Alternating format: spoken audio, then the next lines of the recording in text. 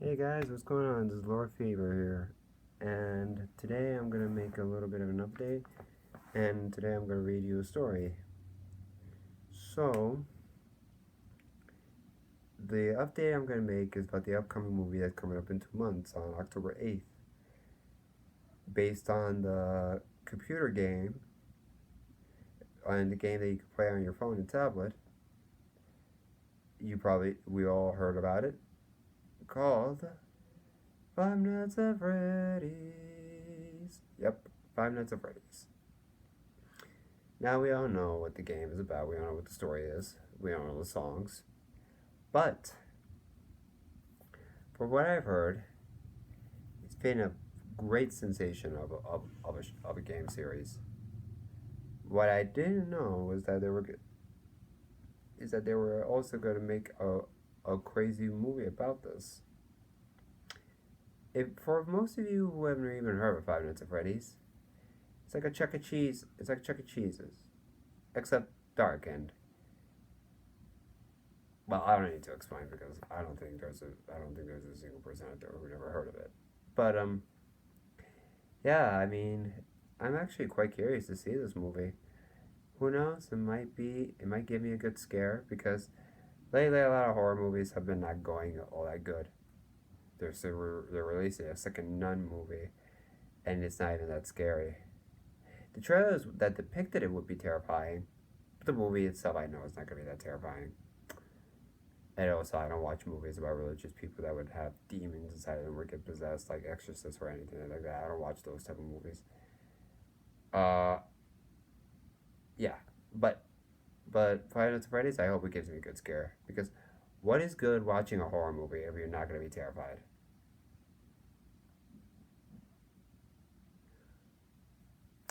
However, however,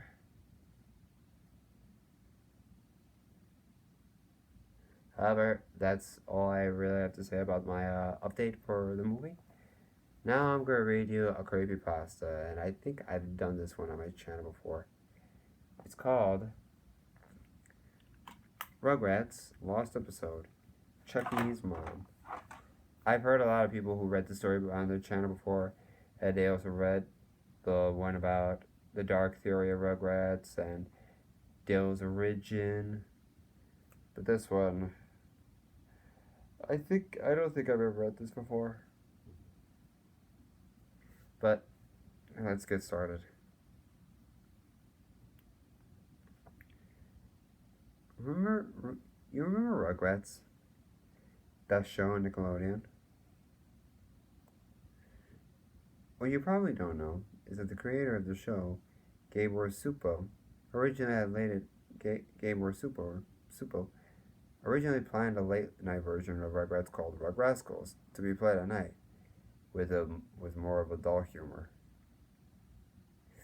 Because every major channel thought the pilot was too disturbing. They refused to air the show, and as a result, no one has really heard about it. However, one station in Wellington, New Zealand, mistakenly played it in the morning, thinking it was just a regular Rugrats episode. The pilot, the pilot and only episode of the show, that was a scene called Chucky's Mom. The intro played like normal, but at the end, when Tommy shoots the milk at the screen, the sound effect is much louder, and the milk simply stays there for like 10 seconds. Then the name of the episode appears. The episode played like normal, with the babies playing in the playpen. They all they are all talking about their moms. Where Chucky has a flashback. It had Chucky in the hospital, standing next to his mother in bed, who was dying from an unknown illness. She seemed to be singing "You Are My Sunshine, My Only Sunshine" to Chucky in a very weak voice, as if she was about to die.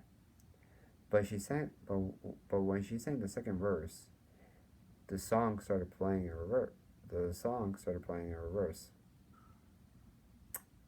A shot of Chucky appeared in front of a live action footage of a chicken's head being chopped off, said to represent death by fans. Chucky turns around and screams, and when he looks back at his mother, her face has a live-action man's mouth pasted on it saying, "Don't worry, Chucky. It's time for me to move on." In a man's voice. A flurry of random live-action clips were showed, said to represent death, like a cow walking into a box with slaughterhouse clearly drawn on the side, footage of LA riots, other cartoons, and actual footage of a man suffering from AIDS being killed. You could hear Chucky screaming the entire time. A shot of Chucky's mom appears again, this time with a chicken's beak crudely pasted onto her face, saying, "Don't you remember where this all started?" The episode then cuts to live action footage of childbirth sonograms. About 1 minute after these sonograms, you hear Chucky's mom saying, "Aren't you a lucky ducky, Chucky?" A Harlequin fetus appears at this time. You see Chucky coming with his flashback having a seizure. Tommy, Phil, and Lola are crying. An ambulance worker calms them down and says, "Chucky, Chucky, can you hear me?" in a stern voice. Eventually, after coughing up blood and vomiting, Chucky comes to his senses. When we then see a point of view of a shot of Chucky seeing Tommy, Phil, Lil, and the ambulance worker all having live-action chicken beaks on their faces, clucking away. A photo of a real-life kid that looks just like Chucky screaming appears, and the camera zooms into it. After this, the regular credits played, followed by 15 minutes of static as the station had nothing else to play. Surprisingly, although the episode was very watched by many children, only one adult who was watching me hasn't spoken about it till now. I was unsurprised to find out that children's suicide went higher in New Zealand. The end. Okay, that was Chucky's mom. Quite disturbing. And I've read this story before, not the next story I'm about to read. I've read it before on this channel, but I'm still not sure about the first one. This one is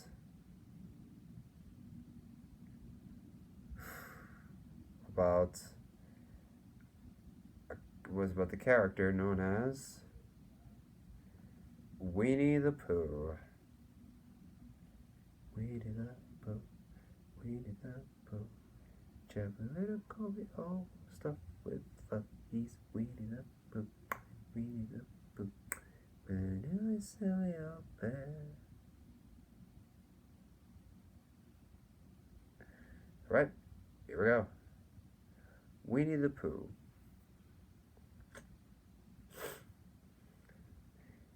Ever since Noah could walk, he loved exploring.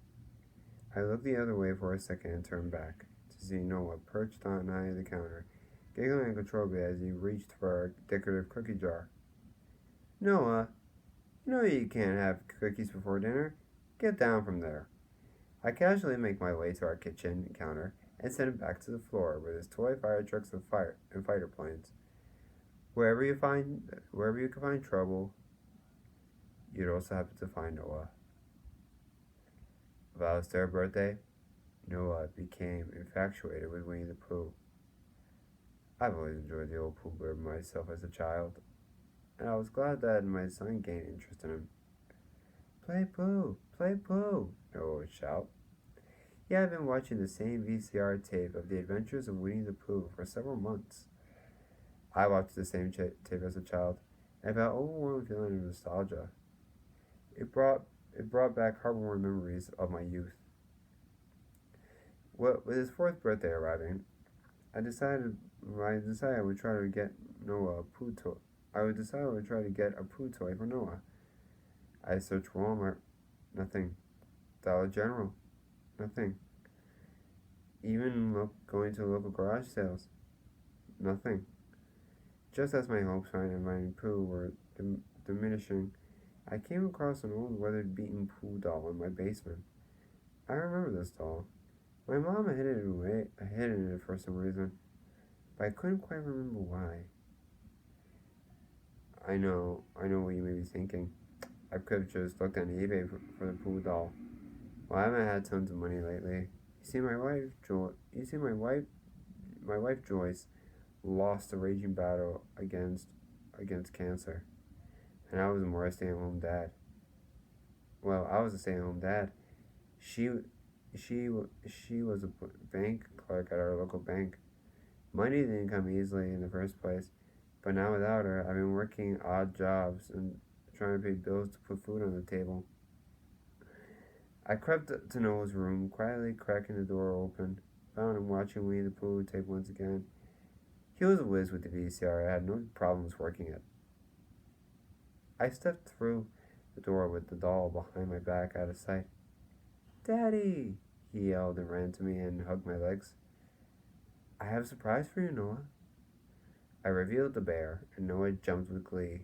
He immediately grabbed the doll from my hands and embraced it, holding it close to his face. Pooh! He affectionately murmured. I smiled briefly, saying, Happy birthday, son. I left Noah to his new toy and slumped onto the couch.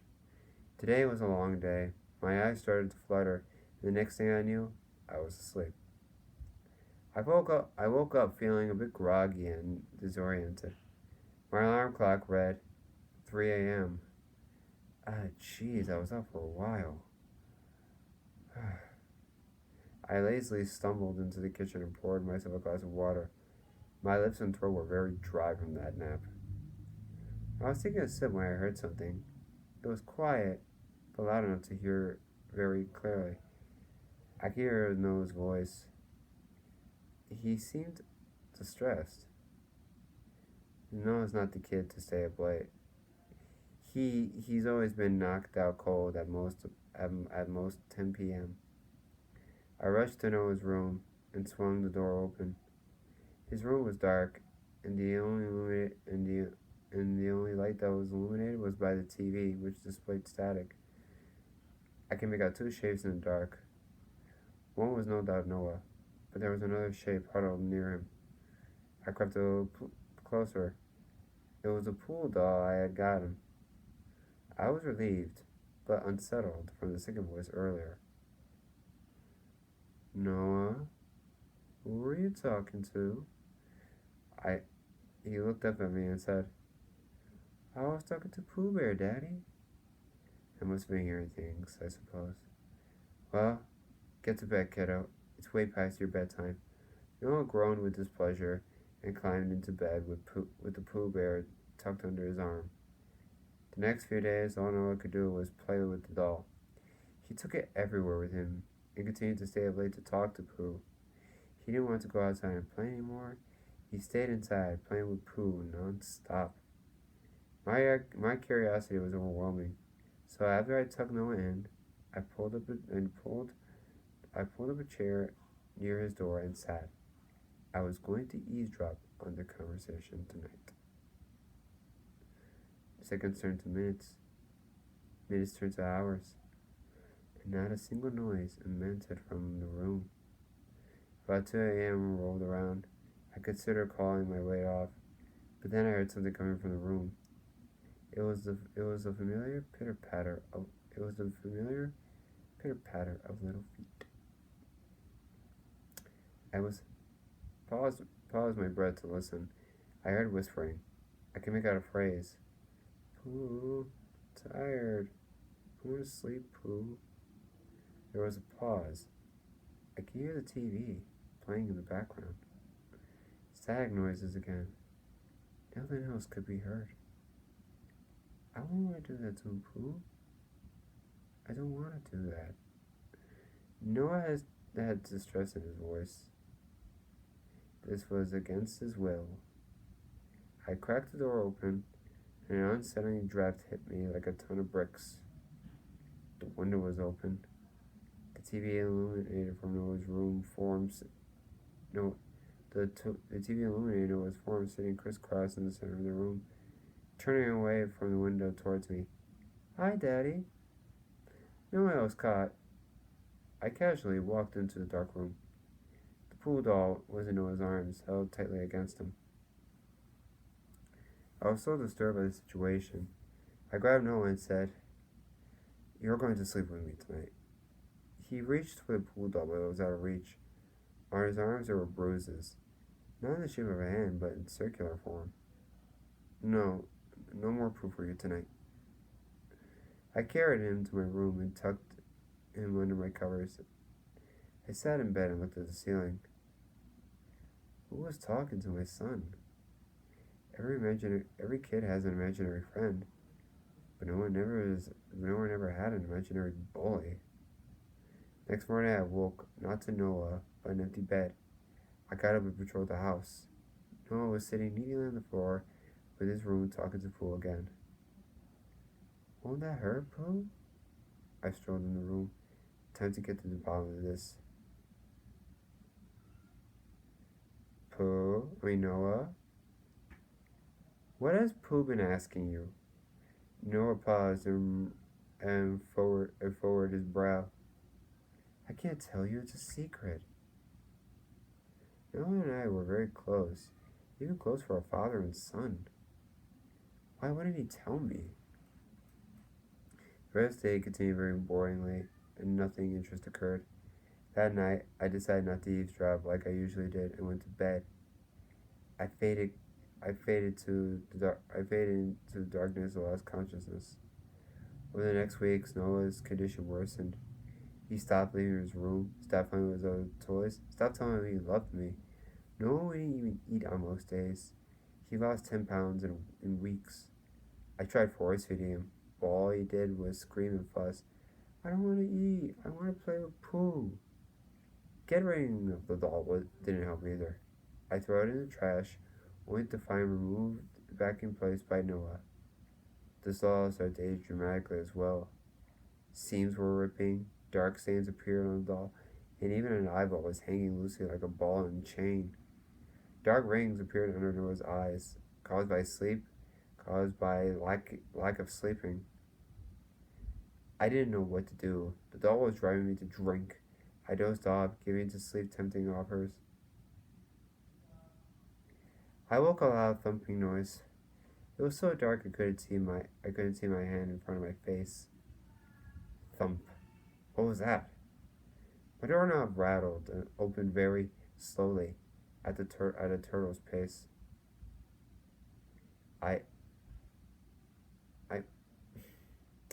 I opened the blind next to my bed, unleashing the moonlight's illuminating presence. The door to my room was open, and something silver glinted in darkness. I squinted my eyes, hoping to spot something. At that moment it glinted, it was moving towards me. I reached over to the lamp and pulled the string down, brightly illuminating the room. A huddled mass revealed. It was Noah. In his hand, he clutched a Phillips head screwdriver. His eyes opened like two giant almonds. He darted out of the room into the dark hallway. He dropped something. It was Pooh. Enough's enough. I am keeping the doll in here from now on. I set the yellow bear on my nightstand under the lamp. God, Noah had destroyed that bear. Noah bugged me about asking where Pooh went, and I always replied, "Pooh went back to the 100-acre woods to visit his friends." Weeks went by, and Noah's health was improving dramatically. He gained his weight back. The bags under his eyes were going away. He started eating again. He even started telling me that he loved me at night before bed. I laid on my bed looking over the worn doll. I picked it up and tossed it back and forth in my hands for a while. I like how this doll feels. Despite its aging, the doll was still as fuzzy as ever. I started pulling the doll into my bag before work. On lunch breaks, I pulled it out and stroked its head. I quickly shoved it into my bag when a coworker walked by. I stopped going to work and I needed more time with Pooh. I spent my days clutching the withered doll in my hands, caressing it, taking care of it. I love you, Pooh. nothing to eat, Noah moaned. Stupid kid. He's interfering in my time with poo. Can't you say I'm busy, little cretin? Noah would hang his head and scurry back to his room. He doesn't know poo. He doesn't know the time I needed for you. I started confiscating his VHS collection of Winnie the Pooh and bringing it to my room so I could watch all day and all night. I stopped sleeping. If I slept, Pooh would be angry. I don't want him to be angry. I hadn't got enough to relieve myself. My room was blanketed with a putrid smell of feces and urine.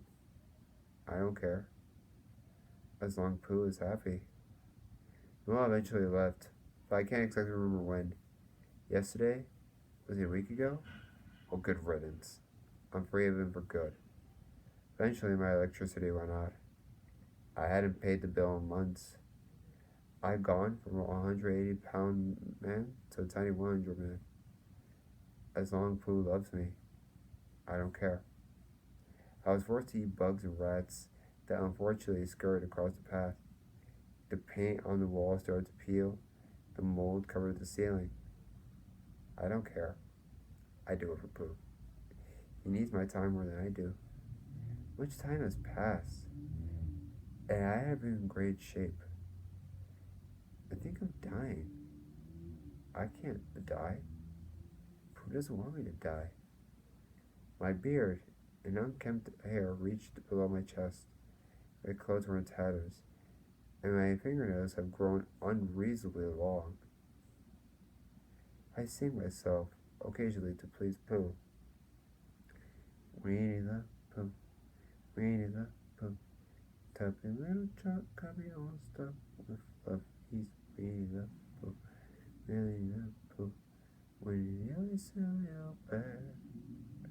There was a knock on the door. People have knocked before, but this knock was persistent. It was hard. I got up and stood. I looked through. In the peephole, it was a man in his late 20s. He knocked again. He shouted something. Dad, are you in there? The end. And those were the two, and that was my update, Five Nights at Freddy's, and two CreepyPastas to read. So, that is about it. And with that, I'll see you next time. Don't forget to like, leave comments, subscribe, turn on notifications, and light it up blue. Bye guys, stay cool.